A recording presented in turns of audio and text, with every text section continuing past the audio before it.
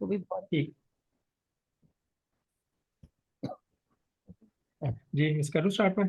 जी। अच्छा, number one, if gallbladder is moved what will happen, fat will not emulsify। अच्छा, इसमें ये है कि ये जो गॉल ब्लैडर है ना, it is located under the liver. ठीक है, वहाँ पे लोकेटेड होता है, ये सैक लाइक स्ट्रक्चर होता है। तो इसका काम क्या होता है कि जो बाइल आता है ना लिवर से, उसको स्टोर करता है और कंसंट्रेट करता है। और जो बाइल है ना, that is responsible for the digestion of fat. तो अगर यही रिमूव हो जाएगा तो फिर फैट की मल्सीफिकेशन तो होगी नहीं। So it is related to this. Number two, the main cause of acute kidney injury is amphotericin, then vancomycin, but liposomal amphotericin, so vancomycin। ये बताना ये चाह रहे हैं कि अगर हम एम्फोटेरिसिन ले रहे हैं विच इज़ एंटीफंगल, और इसके साथ में हमने वैंकोमाइसिन लिया है, और लाइपोसोमल एम्फोटेरिसिन का मतलब है कि अगर हम इंजेक्टेबल में ले रहे हैं किसी एंटीफंगल इन्फेक्शन के लिए, तो वो AKI मतलब एक्यूट किडनी इंजरी कर सकती है। It may refer to triple warming affect भी है, वो आगे जाके आएगा, वो मैं उधर पर एक्सप्लेन ये करूंगा, बट ये वैंकोमाइसिन है कि सबसे बढ़ा रहा है या ये इंजेक्टेबल दोनों का कॉम्बिनेशन है वो सही नहीं है देना, वो एक्यूट का। दोनों का कॉम्बिनेशन ठीक नहीं है, दोनों का कॉम्बिनेशन ठीक नहीं है। ठीक है, एम्फोटेरिसिन चाहे आप ओरल लें चाहे आप इंजेक्टेबल में लें, ठीक है, तो वो उसके वैंकोमाइसिन के साथ ठीक नहीं है। सही। Number three, doxycycline can effect oral oestrogen supplement by decrease in enterohepatic circulation. जो डॉक्सीसाइक्लिन है ना, वो उसकी इनहिबिशन कर देगी, मतलब कि उसका इफेक्ट नहीं देगी, जिसकी वजह से जो ओरल एस्ट्रोजन है ना, उसका थेराप्यूटिक इफेक्ट नहीं आएगा, उसको नलीफाई कर देगा। Number four, asparaginase antineoplastic. जो एस्पाराजिनेज है ना, दीज आर बेसिकली ये द एंजाइम्स। डॉक्सीसाइक्लिन जो है ओरल एस्ट्रोजन के इफेक्ट को कम कर रहा है, इसका एंटेरोहेपेटिक सर्कुलेशन कम करके, यानी इसका मेटाबॉलिज्म कम कर इन रहा है। इन ब्लड स्ट्रीम में स्ट्रीम ना में उसकी इसकी मेटाबॉलिज्म सर्कुलेशन कम करके। कम करके जी। ओके। हाँ, वो मैं कह रहा हूँ ना कि ज्यादा डिटेल में, आपने कहा कि टाइम भी कम है, इस वजह से मैं सुपरफिशियल बता रहा हूँ। एस्पैराजिनेस एंटीनियोप्लास्टिक, एस्पैराजिनेस है ना, बेसिकली ये एंजाइम्स होते हैं, ठीक है, विच रिड्यूस और inhibit the growth of cancer cell, के जो कैंसर सेल होते हैं ना, उनकी ग्रोथ को ये रिड्यूस कर देते हैं, इनहिबिट कर देते हैं, एंटीनियोप्लास्टिक जो होते हैं ना उसमें। Number five, which one is not caused by decrease aspirin, dopamine एक एंड। मिनट, एस्पेरेजिनेस जो है वो सिंथेटिक है या बॉडी में पहले से मौजूद होते हैं और एंटीनायोप्लास्टिक इफेक्ट देते हैं? सिंथेटिक है। ये हम देते हैं सिंथेटिक एंटीनायोप्लास्टिक के तौर जी, पे? मैं ये बता देता हूँ इसका। किधर गया, हाँ बस यही है कि ये हम देते हैं, इसको सिंथेटिक है। तो ये बेसिकली जो एस्पाराजिन होता है ना, उसकी ब्रेक डाउन करता है, ठीक है। जब उसको करता है तो फिर वो जो मल्टीप्लाइंग सेल्स होते हैं ना, जो कैंसर कॉज कर रहे थे, specifically specifically it is refer to cancer cell, उनको जो जाहिर सी बात है, उनकी रेप्लिकेशन हो रही थी, वो उनकी एस्पेरेजिन एक एंजाइम मल्टीप्लिकेशन। है, आपने कहा था ना जी जी, एस्पेरेजिनेस एंजाइम है। एस्पैराजिनेज इंजाइम है एक जी। अच्छा, ये एस्पेरेजिनेस ड्रग नहीं है, एक एंजाइम है जिसपे ये ड्रग इनसे एंटीनायोप्लास्टिक एक्ट करते हैं। एक्ट करता है और उसकी मल्टीप्लिकेशन को रोकता है, उनको डिवाइड होने नहीं देता, सही। इनहिबिट कर देता है। अच्छा, which one is not caused by decrease dopamine and increase in acetylcholine hyper hyper reflexia. ये इसमें नहीं होता, it is kind of Parkinson disease, ये उसका इंडिकेशन है। हाइपरफ्लेक्सिया वो नहीं करेगा। Amiodarone chooses correct QT interval increase with venlafaxine. अच्छा, ये जो वेनलाफैक्सिन है ना, ये selective norepinephrine reuptake inhibitor है, ठीक है। जब इसके साथ अमायोड्रोन को लेता है ना, तो ये उसका ना QT इंटरवल को बढ़ा देगा, मतलब QT interval refers to the जो कॉन्ट्रैक्शंस होती है ना, हार्ट की कॉन्ट्रैक्शंस होती हैं, उनमें जो हार्ट का जो रेस्टिंग पीरियड होता है ना, उसको प्रोलॉन्ग कर देते हैं, तो वो जितना प्रोलॉन्ग होगा उतना कंट्राइंडिकेटेड होगा। तो वेनलाफैक्सिन के साथ इनका ये QT इंटरवल भर जाता है, which is very life threatening event, और ये प्रॉब्लमेटिक हो सकता है। नंबर सेवन, विच ऑयल मोर इफेक्ट डिहाइड्रेशन, सोडियम, ऑब्वियसली ये हमने पहले भी किया है। ये इसी की वजह से हाइपोनेट्रीमिया होता है, हाइपोटेंशन हो जाती है, तो लेथार्जी डिजीनेस ड्राउजीनेस सब कुछ इसी की वजह से होता है। वो आगे एड में भी यही किया हुआ है कि dehydration symptoms in children, lethargy dizziness confusion and even coma, मतलब कि बहुत टायर्ड फील करते हैं बच्चे, फीलिंग होती है कि जैसे वो फेंट होने लगे हैं, गिरने लगे हैं, तो ये डिहाइड्रेशन के सिम्टम्स हैं। 9 symptoms of body blood dyskaryosis may include sore throat and fever। अच्छा, ये जो डिस्कैरियोसिस है ना, ये एक कंडीशन है, ठीक है। इस कंडीशन में मतलब क्या होता है कि जो सेल्स की अपीयरेंस होती है ना, which cover the cervix, which is a female hormone जो कनेक्ट करता है यूट्रस के साथ, ठीक है, उसकी अपीयरेंस में चेंज हो जाती है, जिसकी मतलब कि which is the sign of an infection. तो इसकी जो इंडिकेशन है ना, मतलब कि इसकी जो कह सकते हैं कि उसमें सोर थ्रोट और क्या था, सोर थ्रोट और फीवर होता है उसमें।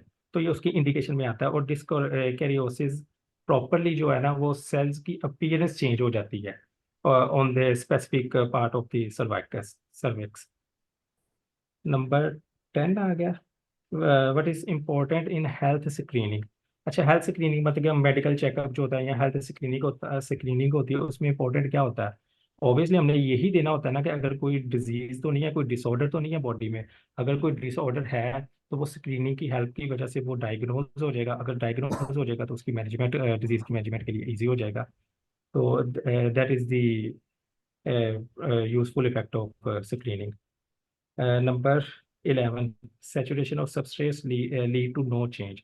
अच्छा, इसमें ये है कि जो सबस्ट्रेट्स होते हैं ना, ये बेसिकली मॉलिक्यूल होते हैं जिन पे आके इंजाइम खुद एक्ट करता है, ठीक है। इन पे इंजाइम, ये जब हम वो पढ़ेंगे ना CYP450 सिस्टम, तो वहाँ पे ज़्यादा क्लियर हो जाएगा। इन पे आके ना इंजाइम खुद एक्ट करता है। इनकी कंसंट्रेशन जब इंक्रीज होगी ना, तो ऑब्वियसली इंजाइमेटिक जो रिएक्शन होंगे तो वो भी तेज होंगे, ज़्यादा होंगे। बट यहाँ पे प्रॉब्लम ये है कि इनको जब जितना ज़्यादा सेचुरेट करेंगे ना, तो इनकी ये रिएक्शन स्पीड अप होंगे, एंजाइमेटिक रिएक्शन भी ज्यादा होंगे। लेकिन यहाँ पे लिखा हुआ है no change, so we have to mark it. इसको रीचेक करना पड़ेगा, क्योंकि मैंने जब किया है तो वो उसकी सेचुरेशन के यहाँ पे दे रहा है नो चेंज, बट वहाँ पे वो कह रहे हैं कि इफेक्ट ज्यादा होंगे। नहीं, हमने ये तो इस नाजिया में भी तो पढ़ा था, याद नहीं है कि जो है सेचुरेशन अब जो है ना सबस्ट्रेट की, मतलब जहाँ पे बाइंड होना है वो सबस्ट्रेट का लेवल जितना भी बढ़ा दो, रेट चेंज नहीं हम्म, होगा। ये रेट की बात हो रही है, स्पीड अच्छा, ऑफ रेट की इफेक्ट। बात हो रही। हाँ, जो चीज ठीक है, चेंज मतलब नहीं कि होती ठीक ना लिखा वो हुआ है। रेट है। हाँ, जो चीज इन्होंने इनकम्प्लीट लिखा हुआ है, जो चीज चेंज वही नहीं ना। होती वो रेट है। लेकिन जो चीज चेंज हो ठीक है। जाती है ना वो इफेक्ट है। इफेक्ट को तो जाहिर है बढ़ जाएगी, लेकिन रेट नहीं बढ़ेगा। मतलब स्पीड अप नहीं कर सकते आप जितना भी दे दो ड्रग, लेकिन वो रेट स्पीड वही अप तो नहीं रहेगा, होगा ना। जितने रेट ऑफ रिसेप्टर रिएक्शन होंगे वही उतना रहेगा। ही डिटेक्ट करेगा, तो ऑब्वियस सी बात है, वाली चीज है। ओके। लेकिन उन्होंने रेट ओके, नहीं दिया हुआ ना, इसलिए कंफ्यूज कर दिया। नाजिया में रेट लिखा हुआ था, रेट ऑफ चलो ठीक। Action. Okay, number 12, concerning eplerenone and spironolactone analog which is appropriate। अच्छा, ये दो ड्रग्स बताई गई हैं, और दोनों ही पोटेशियम स्पेयरिंग डाययूरेटिक्स, स्पाइरोनोलैक्टोन है। अच्छा, इनमें बताया गया है कि हम मोस्ट अप्रोप्रिएट कौन सा है। तो ऑब्वियसली जो स्पाइरोनोलैक्टोन है उसके साइड इफेक्ट्स बहुत ज़्यादा होते हैं, मतलब कि गायनेकोमेस्टिया हो गया और ये वो, उसके बहुत प्रॉब्लम्स होते हैं। जो एप्लिरिनोन है ना, इसके साइड इफेक्ट उससे बहुत कम है। तो प्रेफर्ड यही किया जाता है एप्लिरिनोन को। Number 13, which one is anti emetic nabilone, मतलब कि वो दिए होंगे और ऑप्शन दिए होंगे वो जो एंटी एमेटिक नहीं होंगी।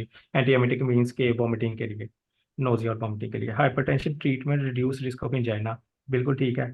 हाइपरटेंशन का जो ट्रीटमेंट होगा ना, वो इंजाइना और स्ट्रोक, इवन स्ट्रोक भी आ गया है, वो करेक्शन में लिखा हुआ है, तो उसके रिस्क को कम कर देगा।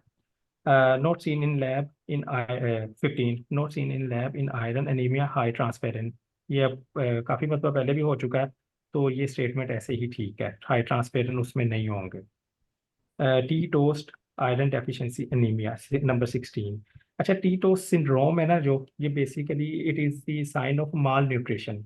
और ये प्रॉपरली नॉर्मली होता है कि जो एल्डरली पेशेंट्स होते हैं ना, ये उनमें होता है कि वो प्रॉपर जो फैट्स, प्रोटीन्स या वाइटामिन उनकी इनटेक नहीं होती। ये न्यूट्रिशन का डिसऑर्डर है कि वो प्रॉपरली न्यूट्रिशन जो भी प्रॉपर ये गाइडलाइंस है वो नहीं नहीं ले कहा जा पाते। रहा कि खाली टी और टोस्ट जो लेते हैं, मतलब डाइट में फ्रो ज्यादा, वो उनको आयरन डेफिशिएंसी नीमिया हो जाता है। आई गेस इस तरह का कुछ था ये उसका। सिंड्रोम भी है, टीटोस सिंड्रोम भी है। तो दोनों से आप कोरिलेट कर रहे हैं, उससे भी आयरन डेफिशिएंसी होगी, इससे भी आयरन डेफिशिएंसी होगी। जो टीटोस सिंड्रोम है ना, उससे भी अनीमिया हो जाएगा। जैसे टी तो और अगर टोस्ट खाली एक ये, साथ जो लोग लेते हैं ना ज्यादा, वो नहीं हाँ, लेना तो उनसे चाहिए। भी हो जाएगा। हाँ, उनसे भी, दोनों से आप जिससे मर्जी कोरिलेट कर लें। अच्छा, number 17, corpuscular volume can be seen in anaemia caused by iron deficiency. अच्छा, ये जो होता है ना कॉर्पस्क्यूलर वॉल्यूम, ये बेसिकली होता है, it is the measure of the average size and volume of the red blood cells. जो रेड ब्लड सेल्स होता है ना, उसका मतलब कि एवरेज साइज और वॉल्यूम को ये मेजर करता है। तो ऑब्वियसली वो मतलब कि कम होंगे तो वो आयरन डेफिनेशन अनीमिया करेंगे आयरन डेफिशिएंसी की वजह से। तो ये एक टेस्ट है जो प्रॉपरली डायग्नोज करने के लिए, आयरन की डेफिशिएंसी को डायग्नोज करने के लिए किया जाता है। Number 18, compounds which have opposite action acting on different receptors are physiological. ये फिजियोलॉजिकल जो एंटागोनिस्ट है ना, उनकी डेफिनेशंस लिखी हुई है। इसको मतलब कि अगर मजीद एक्सप्लेन आप कर सकते हैं तो करते हैं। इसमें यह है कि जो एक्शंस होते हैं ना इनके, लाइक इसकी जो एग्जांपल है, इसकी एग्जांपल मैं बता देता हूँ। इसकी एग्जांपल बताएगी ये ग्लूकागोन। जो ग्लूकागोन होता है ना, वो क्या करता है कि वो it is the physiological antagonist. और ठीक है, ये इंसुलिन, एक मिनट मैंने ये लिखा था। फिजियोलॉजिकल। हाँ, फिजियोलॉजिकल है। और इंसुलिन के एक्शन होता है ना जो इस पे, तो it can be use to treat insulin induced hypoglycaemia. मतलब कि इंसुलिन इंड्यूस्ड हाइपोग्लाइसीमिया जो होता है ना, तो उसमें भी ये यूज किया जा सकता है। तो ये मतलब कि बताया ये गया कि ऑपोजिट एक्शंस हो सकते हैं on different physiological receptors. Antagonist तो बहुत सारे हैं हमारे पास। बहुत सारे हैं, मैंने बस एक ही हाँ। एग्जाम्पल दी है। हाँ, वो जो ऑपोजिट एक्शन देते हैं। ऑपोजिट एक्शंस देते हैं, ये आगे आएगा, आगे इसमें मुझे क्लियर हो जाएगा, मैं बताता हूँ। वो एक्चुअली ना मैं इस पे फिजिक प्रिंट आउट किए हैं तो मैं उनसे पढ़ रहा हूँ ना। 19, agonist is called partial agonist. It produces less effective than agonist. जाहिर सी बात है कि जो पार्शियल एगोनिस्ट होते हैं ना, उनका effect as compare to the full agonist उनमें नहीं आता। तो इसकी जो एग्जांपल है ना, वो एरिबिप्राजोल है। तो ये एक पार्शियल एगोनिस्ट है, ये फुल एगोनिस्ट नहीं है, और इसका पूरा इफेक्ट नहीं आएगा। Agonist means favour action high affinity to receptor with intrinsic activity. के जो एगोनिस्ट होते हैं ना, वो रिसेप्टर के साथ उनकी एफिनिटी ज्यादा होती है, और ये मैक्सिमम इंट्रिंसिक एक्टिविटी दे सकते हैं। Intrinsic activity means relative activity के जो ड्रग का इफेक्ट होता है ना, उसी को मिमिक करेंगे और उसी को कॉपी करेंगे और इफेक्ट बढ़ाएंगे। Antagonist means high affinity to receptor with no intrinsic activity. बस रिलेटिव इफेक्ट नहीं होगा, रिवर्स करेंगे, उसका ऑपोजिट इफेक्ट करेगा, उसको एंटागोनाइज करेंगे उसको। ठीक है। 22, नेलब्यूफिन, ब्यूप्रीनोरफिन, ब्यूटोफिनोल, लिवो, ये मतलब कि ड्रग्स के नाम लिखे हैं, और ये बताया गया कि आर मिक्स्ड एगोनिस्ट एंटागोनिस्ट। अच्छा, ये जो होते हैं ना मिक्स्ड एंटागोनिस्ट या एगोनिस्ट, तो ये क्या करते हैं, ये मतलब कि ड्रग्स होती हैं जो अंडर सम सर्कमस्टांसिस के एगोनिस्ट की एक्टिविटी देते हैं, मतलब कि ड्रग के इफेक्ट को मिमिक करते हैं। बट अंडर अदर सर्कमस्टांसिस ये बिहेव लाइक एंटागोनिस्ट। मतलब कि ये एगोनिस्ट भी काम करते हैं और ये एंटागोनिस्ट भी काम करते हैं, और ये इनकी सारी एग्जांपल्स लिखी हुई हैं। 23, नलट्रेक्सोन, नलोक्सोन एंड नेल्मीफिन आर प्योर एंटागोनिस्ट। ये प्योर एंटागोनिस्ट इसलिए कहते हैं कि ये जो एक एग्जांपल मैं देता हूँ कि जो नेलोक्सोन है ना, ये ओपियोइड्स की टॉक्सिसिटी में बिल्कुल उसके इफेक्ट्स को रिवर्स कर देता है। ठीक है, जो ओपियोइड की टॉक्सिसिटी हुई है ना, बिल्कुल ही उसको रिवर्स कर देगा। तो that is why it is called pure antagonist. उसके इफेक्ट को उल्टा कर देते हैं। 24, नेलोर नेलोरफिन इज पार्शियल एगोनिस्ट। इसको ही बोलेगा, मेरी ना तबीयत नहीं ठीक, या फिर मेरे छोड़ दें तो नेलोरफिन, मैं बाद मैं में बोल आप हाँ, नहीं नहीं, आप 101 से स्टार्ट करें, मैं ही कंप्लीट करूंगा, मैंने किए हुए हाँ हैं। हाँ, वो कल सुनिए, आप कब कल कर लीजिए, आप अपनी तरह से। हाँ, चले फिर एक अब वो काम मुझे ना करते हैं, बहुत फ्लू 100 से स्टार्ट फ्लू कर लेते हैं। 100 से स्टार्ट कर। वन से मेरे में कर लीजिए, ठीक है। आवाज बहुत हल्की आ रही है। बस मैं आवाज पार्टिसिपेट करूंगा जहाँ पे होगा, तो मैं पार्टिसिपेट करूंगा, मैं इधर ही मीटिंग में ही हूँ मैं। चलिए आप बोले। 101 है, botulism anti serum induce passive immunity. आवाज सही आ रही है? जी जी। ठीक है, पहले तो ये पता होना चाहिए पैसिव इम्यूनिटी और एक्टिव इम्यूनिटी क्या होती है। पैसिव इम्यूनिटी वो होती है कि हमारे जो एंटीबॉडीज हैं, वो हम एज अ मतलब एंटीबॉडीज हम डायरेक्ट इंजेक्ट कर रहे होते हैं। और एक्टिव इम्यूनिटी होता है कि हमने कोई एंटीजन दिया, उसके रिस्पॉन्स में आपकी बॉडी खुद एंटीबॉडीज बना रही होती है, वो एक्टिव इम्यूनिटी होती है। तो ये पैसिव इम्यूनिटी में आता है ब्यूटिलियम एंटी सीरम। इसमें क्या होता है, इसमें एंटीबॉडीज होती हैं जो प्रोड्यूस करती हैं इमीडिएट प्रोटेक्शन अगेंस्ट ब्यूटिलिज्म टॉक्सिन के खिलाफ। when administer it help the body fight off the toxin and provide temporary immunity। ठीक है, जैसे हम इसको देते हैं तो हमारी बॉडी टेम्परेरी इम्यूनिटी डेवलप कर लेती है। ठीक है, और ये ब्यूटिलिज्म टॉक्सिन प्रोड्यूस कौन कौन कौन सा बैक्टीरिया करता है? Bacterium clostridium. ठीक है, क्लोस्ट्रीडियम ब्यूटिलियम, ये एक बैक्टीरिया का नाम है जो ब्यूटिलियम टॉक्सिन प्रोड्यूस करता है। और ये क्या है, इसके कॉजेज क्या है? ये मसल पैरालाइजिस कर देता है और फेटल कंडीशन में पहुंचा देता है। ठीक है, हाँ। अच्छा नेक्स्ट है 102 measles MMR vaccination is given children age. पहली जो हम देते हैं 12 to 15 मंथ पे देते हैं। ठीक है, 4 ईयर और फिर 6 ईयर। ठीक है, MMR की जो वैक्सीनेशन है।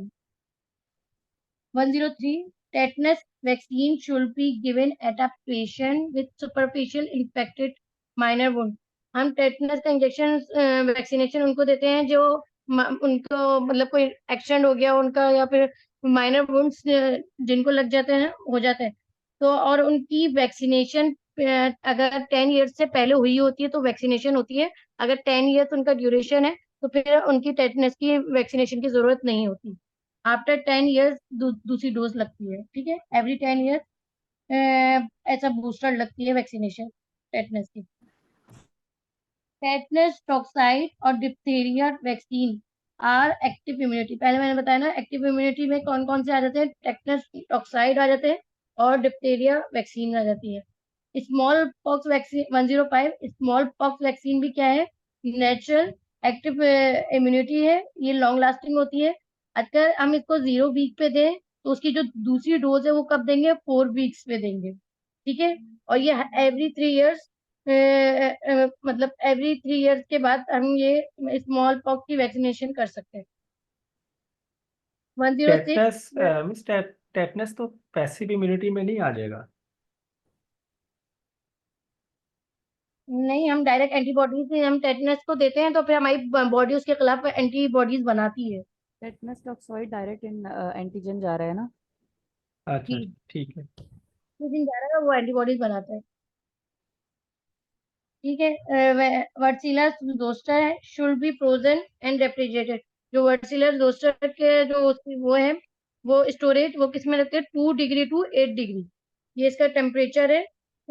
एक स्पेसिफिक इसमें इसकी स्टोरेज रखते हैं, मेंटेन रहती है, वरना इसकी जो डिग्रेडेशन स्टार्ट हो जाती है अगर इस टेम्परेचर को हम फॉलो ना करें। 2 degree to 8 degree centigrade. 107 conjugated vaccine contain polysaccharide combined with protein। अच्छा, पहले हमें पता होना चाहिए जो पॉलीसेक्राइड्स है, पॉलीसेक्राइड वैक्सीन है ना, वो दो तरह की होती हैं। एक वो pure polysaccharide as a use हो जाती हैं, एक होती हैं जो कॉन्जुगेट कर लेती हैं प्रोटीन के साथ। जो प्रोटीन के साथ कॉन्जुगेट कर लेती है वो लॉन्ग लास्टिंग होती है, मतलब उसका इफेक्ट ज्यादा होता है एज कम्पेयर टू पॉलीसेक्राइड खुद जाके इफेक्ट दे रहा हो। क्योंकि इसका रीजन ये है, पॉलीसेक्राइड प्योर जो है ना वो डायरेक्ट बीटा सेल्स को जाके इनिशिएट करती हैं और बीटा सेल जाके आईजी ये जो इम्यूनो मतलब रिस्पॉन्स दे देती है। लेकिन जो पॉलीसेक्राइड कॉन्जुगेट कर लेती हैं प्रोटीन के साथ, ये क्या क्या क्या करती हैं? बी सेल क्या करती हैं? टी सेल्स को एक्टिवेट करवाती हैं। फिर टी सेल्स क्या करते हैं? उसके रिस्पॉन्स में एंटीबॉडीज बनाना शुरू कर देती है। तो इसलिए ये लॉन्ग लास्टिंग है और ज्यादा इफेक्टिव है कॉन्जुगेट पॉलीसेक्राइड्स वाले। ठीक है, अब इसमें एग्जाम्पल दी है कॉन्जुगेट वैक्सीन की कौन कौन सी हैं। ये मेनिंजाइटल कोकाइल कोकल एंड मेनिंजाइटिस और स्ट्रेप्टो नमूनिया और एच इन्फ्लुएंजा, ये सारी क्या है? ये है कॉन्जुगेटेड वैक्सीन। और जो नहीं है कॉन्जुगेटेड वैक्सीन 107, वो है नोमोकोकल पॉलीसेकेराइड वैक्सीन। ये मोनोकोकल, ये के नमूनिया में नमूनिया के उसके एंट्री उसमें होती है। ये डायरेक्ट पॉलीसेकेराइड ना डायरेक्ट जाके बीटा सेल्स को इनिशिएट कर देती हैं और बीटा सेल जाके वो एंटी मतलब उसके रिस्पॉन्स में काम करना शुरू कर देती है। इसमें टी सेल्स का कोई इंडिपेंडेंट होते हैं टी सेल्स में। 108 प्री कैरियर एक प्रोटीन। मिनट, ये जो लिखा हुआ है ना एन मेनिंजाइटिस और स्ट्रेप्टोकोकस नमूनिया, इसके आगे प्योर क्यों लिखा हुआ है अगर ये कॉन्जुगेटेड ही है तो? इसमें तो यही आ रहा था कि ये जो सारी हैं ये वो हैं। देखो आगे आगे और भी आएगा, ये सारे सवाल इसी से रिलेटेड है। ओके, सही है। ठीक है। ये हाँ, जो जिसके आगे प्योर लिखा हुआ है ना, ये प्योर पॉलीसेकेराइड्स में जो मेनिंजाइटल कोकल है और एच इन्फ्लुएंजा ये कॉन्जुगेटेड बनाते हैं। और जो ये कॉलम के दूसरी तरफ लिखे हुए ना, ये भी प्योर है। ये एमसीवी प्योर है ना, पीसीवी वाला जो है, ये क्योंकि भी ये प्योर है। जो है ये नहीं बना रहे ना पॉलीसे कॉन्जुगेटेड वैक्सीन, ये प्योरली खाली यही है प्रोटीन्स। डायरेक्ट जाके खुद एक्ट करते हो बीटा सेल को इनिशिएट करते हो। ये ठीक है। मार्क कर लें या फिर ये सही क्लियर हो गया? नहीं नहीं, ये आगे है कि मार्क, मतलब ये प्योर ही है, प्योर पॉलीसेकेराइड से जाके इनिशिएट होगा। सही है। Which is not conjugated vaccine, जो कॉन्जुगेटेड नहीं है मतलब वो प्योर है, वो कौन सी है? नोमोकोकल पॉलीसेकेराइड वैक्सीन, PPSV23। ठीक है।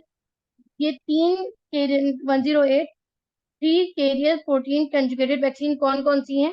Tetanus toxoid, diphtheria toxoid and diphtheria toxin, ये तीनों क्या है? कॉन्जुगेटेड प्रोटीन बनाती हैं। मतलब पहले वो बी सेल को एक्टिवेट करेंगे, फिर टी सेल को करेंगे, फिर उसके बाद जाके रिस्पॉन्स आना शुरू हो जाएगा, मतलब लॉन्ग लास्टिंग है। ठीक है। 109, which is and which is what is antibodies not in plasma, वो कौन सी एंटीबॉडीज हैं जो प्लाज्मा में नहीं होती और ब्लड स्ट्रीम में होती हैं? तो उसमें डी और, एक मैं बता रही हूँ कौन कौन सी जो उसमें नहीं होती।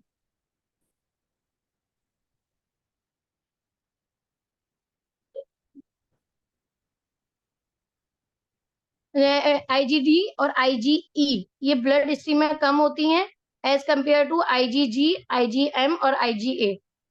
ठीक है। आईजीजी आईजीएस जो है वो एम होती और ही ए। नहीं है। आईजीएस सिंथेटिक है, आईजीएस होती ही नहीं है। आईजीई ये तो होती है। आईजीजी कम से कम थोड़ी तो होती है। आईजीडी और आईजीई, डी और ई होती है प्लाज्मा में, लेकिन जो as compare to GMA less abundant है। ठीक है। समझ आ गई बात? आईजीएस का आईजीजी कोई और उसमें आईजीई कम होती है, और आईजीएम आईजीए जो है वो ज्यादा होती है। आईजीएम आईजीए और एम जी ए, मग से याद रखिए, MAG, एमजी एम एमजी ए ए जी जो एमएजी जो है ना ये ज्यादा होती है। अबेंडेंट है एज कंपेयर टू डी और जी के। अच्छा, सही। एम तो लार्जेस्ट है ना, एम तो सबसे ज्यादा होगी, तो ये ज्यादा क्या होती नाम है। है, ई एस और तो जी होती ही होगी। नहीं है ना, आईजीएस तो हाँ एस होती ही नहीं है नहीं ना, है। एस नहीं है। कोई नहीं, कोई नहीं। बाकी ये पांच होती हैं, DEGMA। लेकिन जितने भी रिएक्शंस होते हैं ना और जितने भी एडवर्स इफेक्ट्स हैं उन सब में आईजीई रोल प्ले कर रहा होता है अपना तो। क्योंकि वो इमीडिएट रिस्पॉन्स देता है ना, IgE। Hmm. 110, type 1 reaction cause by IgE। ठीक है। टाइप 1 रिएक्शन कौन से होते हैं? उसमें क्या होता है? Hyper sensitivity. टाइप 1 कौन सी होती है? हाइपर सेंसिटिविटी होती है, मतलब इमीडिएट रिएक्शन आते हैं। इन्वॉल्व इसमें कौन सा होता है? IgE होते हैं। ठीक है। IgE mediated release of antibodies against soluble antigen. इसके रिजल्ट्स क्या होते हैं कि मास्ट सेल की डिग्रेडेशन हो जाती है और release of histamine and other inflammatory mediators release होना शुरू होते हैं। ठीक है। इमीडिएट जहां पे भी आएगा वहां पे IgE आएगा। And 111, IgE in immediate hypersensitivity और एनाफाइलैक्सिस रिएक्शन, तो ये IgE हो गया। ठीक है। और patient taking penicillin, 112, patient taking penicillin has immediate allergic reaction. What should be tested immediately to confirm? अगर हमने एक पेनिसिलिन ली है, हमारे पास एलर्जिक रिएक्शन आना शुरू हो गए हैं, तो हम कौन सा टेस्ट हम रिकमेंड करेंगे? हम IgE रिकमेंड करेंगे, क्योंकि उसमें ही उसकी एंटीबॉडीज बनना शुरू हो जाती है। 113, पेशेंट टेकिंग सेफलोस्पोरिन, और पेशेंट ने सेफलोस्पोरिन लिया, उसका फौरन रिएक्शन नहीं आया, लेकिन 10 डेज बाद उसका रिएक्शन आया, तो फिर हम कौन से टेस्ट लेंगे? तो हम टी सेल्स करवाएंगे, मतलब वो WBCs होते हैं ना, तो उससे पता चल जाएंगे हमें कि हमारे पास जो रिएक्शंस है वो कौन से वाले हैं। ठीक है। WBCs का टेस्ट करवाते हैं टी सेल्स का। 114, क्योंकि वो टी सेल्स लॉन्ग लास्टिंग है, बाद में जाके डेवलप होते हैं. Patient was taking penicillin has reaction, 30 minutes के बाद ही रिएक्शन आना शुरू हो गए हैं.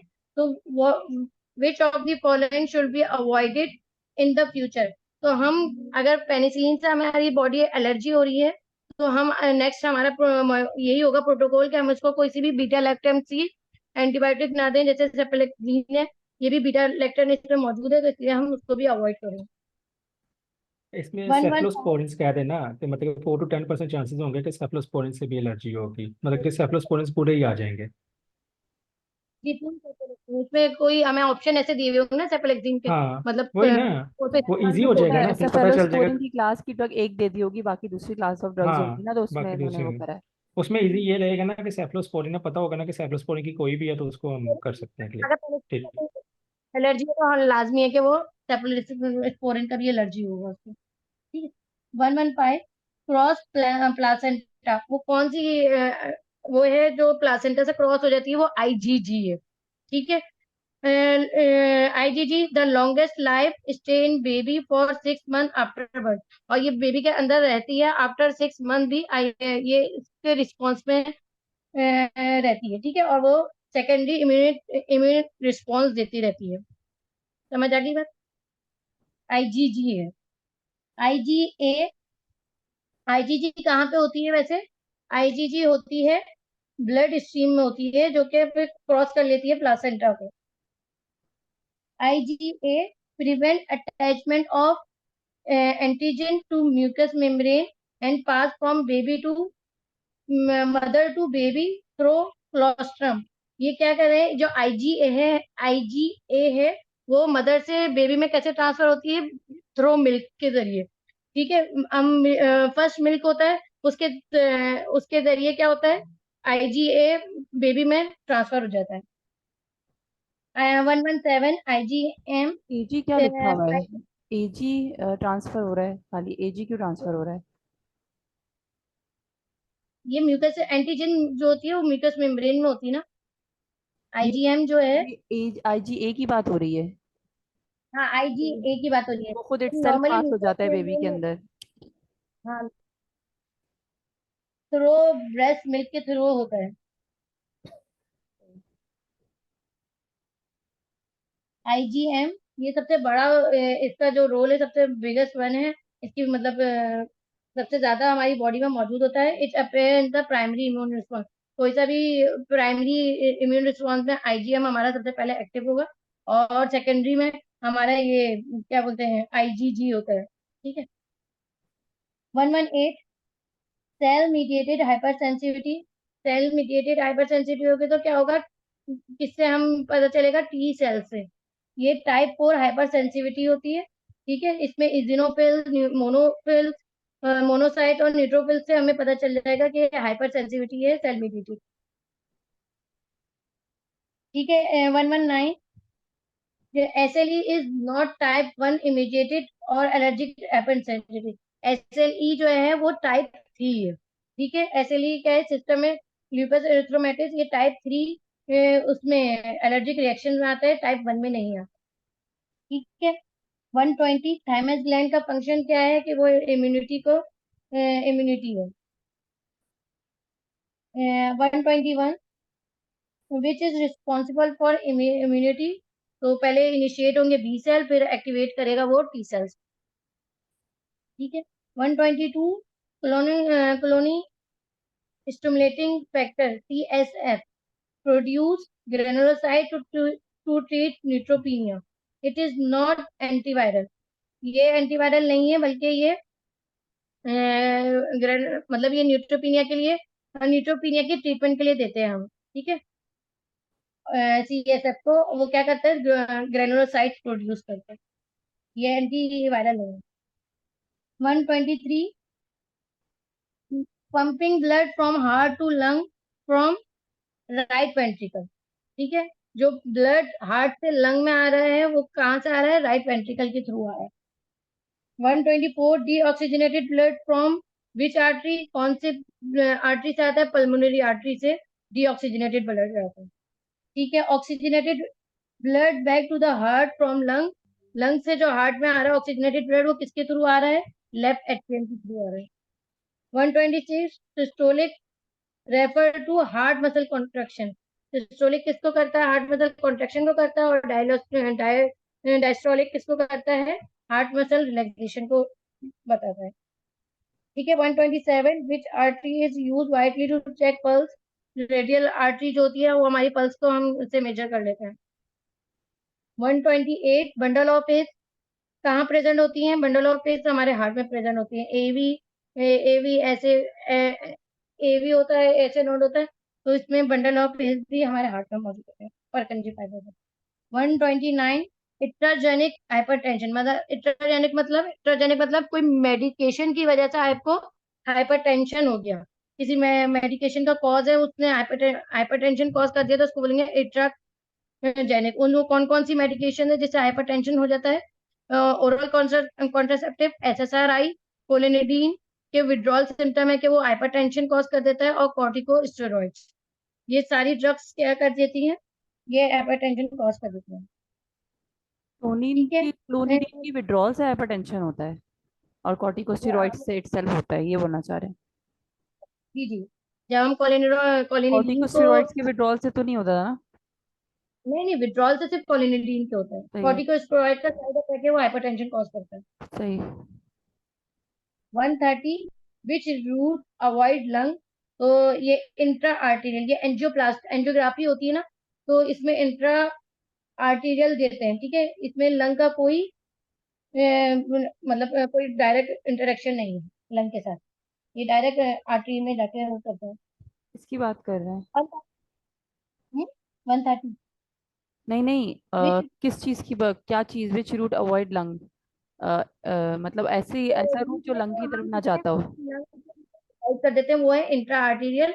और ये नॉर्मली किसमें कब यूज की जाती है? जब हम एंजियोग्राफी कर रहे होते हैं ना, तो हम उसको जो डोज जो दे रहे होते हैं, तो इंट्रा आर्टीरियल दे रहे होते हैं। एंजियोग्राफी की मिस बात कर रही है ना, कि उसमें जब वो इंजेक्ट किया जाता है सारा, तो वो अंदर लंग में मतलब नहीं कि वो, जाता। हाँ, वो उसका वो रूट सेलेक्ट करते हैं कि जो लंग की तरफ ना जा रहा हो, बस वो बताना चाह रहे हैं इतना। 131 लेफ्ट एवी वायल सिलेक्ट रॉन्ग। इसमें क्या है? ओपन वाइल आर्टीरियल रिजेक्शन, हालांकि इसमें क्लोज हो जाता है, जब क्लोज हो जाता है आर्टीरियल फिलिंग में, और जब वेंट्रिकुलर इजेक्शन होती है ना, तो एवी वेल्व क्लोज हो जाते हैं। और एवी वेल्व ओपन कब होते हैं? जब वेंट्रिकुलर फिलिंग्स हो रही होती हैं, जब एवी वेल्व ओपन हो जाते हैं। ठीक है। क्लोज दो फेज में होता है, जब आर्टीरियल फिलिंग हो रही होती है तब एवी वेल्व बंद होते हैं, और जब वेंट्रिकुलर इजेक्शन हो रही होती है तब एवी वेल्व क्लोज होते हैं। और ओपन कब होते हैं? वेंट्रिकुलर फिलिंग जब हो रही होती है ना, तो तब एवी वेल्व ओपन होते हैं। ठीक है। एवी वेल्व कौन होते हैं? मिट्रल वेल्व होते हैं, बाइकस्पिड वेल्व होते हैं। ठीक है। 133 AV valve is not include in impulse conduction. AV valve का जो हमारे वेल्व, इसका कोई कंडक्शन से कोई ताल्लुक नहीं है। ठीक है। 134 beta blocker and cardio selective calcium blocker interaction क्या करवा देता है? एबी ब्लॉक कर देता है, सीवियर ब्रेडी कार्डिया कर देता है। ठीक है। इन दोनों का अगर हम साथ देंगे, तो इनका इंटरेक्शन बीटा ब्लॉकर और कैल्शियम, जैसे डिल्टाजम और वेरापेमिल है, ये कार्डियो सिलेक्टिव है, तो ये दोनों अगर ये बीटा ब्लॉकर के साथ दिए जाएंगे, तो ये एबी ब्लॉक कर देंगे, सीवियर ब्रेडी कार्डिया कर देंगे। ठीक है। अगला है 135 which one is wrong tolerance of nitrates. मतलब ये बोल रहे हैं कि ये रॉन्ग कौन सा है? आइसोनाइट्राइज की टॉलरेंस नहीं होती, बहुत ही रेयर होती है, तो इसमें ये रॉन्ग है कि नाइट्रेट्स की टॉलरेंस होती। 136 टॉलरेंस होती है नाइट्रेट्स की ना? की बहुत सही ये रेयर होगा। होती है। सही नहीं, ये तो रॉन्ग वाला आंसर मार्क करा है ना। सही ये होगा कि टॉलरेंस होती है नाइट्रेट्स से। नाइट्रेट्स की टॉलरेंस होती है, और उन्होंने पूछा कि किसकी नहीं है, विच इज नहीं रॉन्ग, होती। मतलब रॉन्ग क्या है इसमें? वो है कि आइसोसोरबाइड की नहीं है, मतलब कि वो नाइट्रेट ही है ना, तो उसकी नहीं है। हम्म। मिसूरिया आपको बता रही है कि इनकी होती है, टॉलरेंस होती है, ठीक है, नहीं, मैं लेकिन उनको ये उन्होंने चीज क्लियर रॉन्ग कर पूछा। रही हूँ, उन्होंने बोला तो सही है। हाँ, एक्सप्लेन सही कर दिया है, लेकिन वो बता रहे हैं कि ये रॉन्ग स्टेटमेंट है, तो एक्चुअल रॉन्ग में स्टेटमेंट है। एनोसर्बाइट की होती है टॉलरेंस डाइनाइट्रेट हम्म, की, रेयर नहीं होती। लेकिन रॉन्ग है तो इससे बोला है ठीक। हाँ 136 diastolic is more common but systolic is more dangerous। ठीक है, इसमें क्या है, डायस्टोलिक हाइपरटेंशन की बात हो रही है। Diastolic hypertension